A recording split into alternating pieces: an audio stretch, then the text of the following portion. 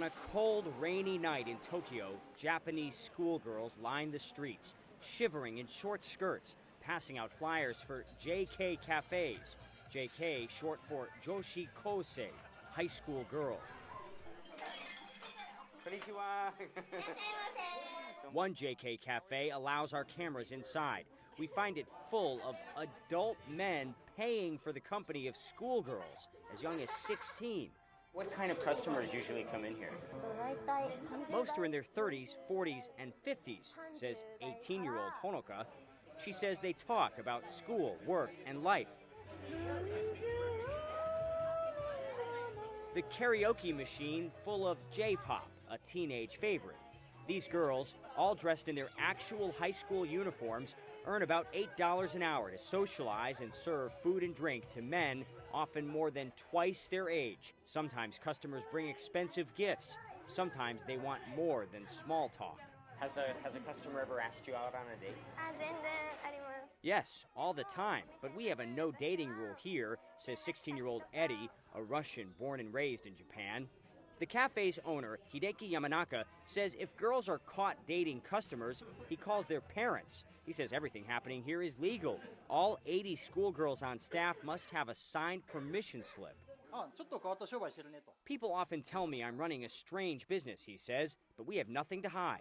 So are these all visits to this bar here? Shigetsugu Komine is 45, a married father and university professor. He says he comes here for the conversation. I like drinking and I can learn from the young generation.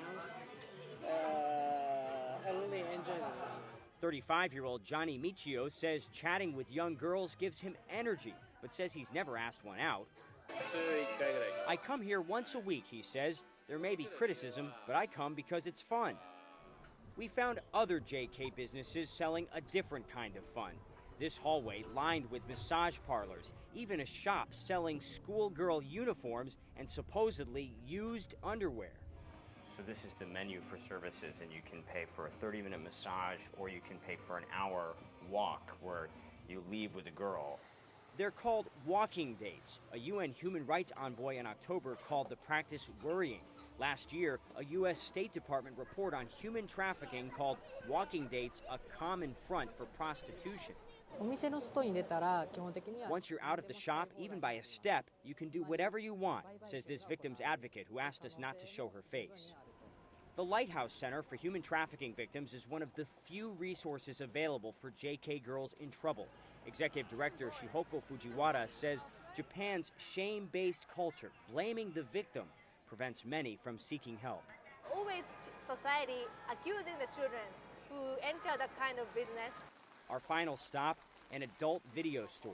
Sitting right next to the pornography, we find videos of schoolgirls in uniform, smiling, posing for the camera. The boxes, some of them say the girls are elementary school aged.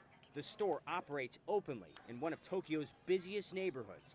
Because the children on the covers are fully clothed, it's not clear if any of the videos violate Japan's newly revised child pornography laws, which make it illegal to possess sexualized images of children.